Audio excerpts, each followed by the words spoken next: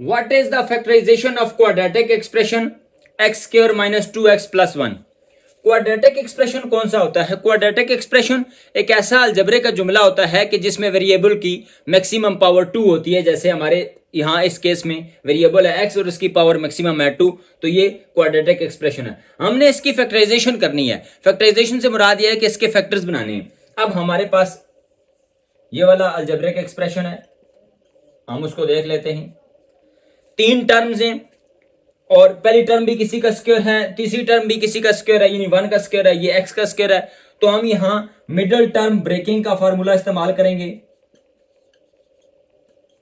ये जो दरमियान वाली टर्म होगी, ये वाली, हमने उसको इस तरह तोड़ना है कि उसका प्रोडक्ट पहली और तीसरी के प्रोडक्ट के बराबर आए और जो उसका सम है वो इसी के मुताबिक आए।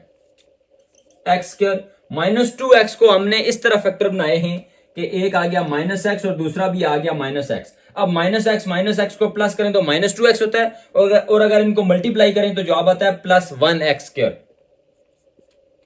अब पहले दो में से हमने कॉमन लेना है, दूसरे दो में से कॉमन लेना है। पहले में से कॉमन लिया तो x कॉमन लिया, अंदर आ गया x -1, यहां -1 कॉमन लिया तो x -1 अंदर कॉमन हो गया।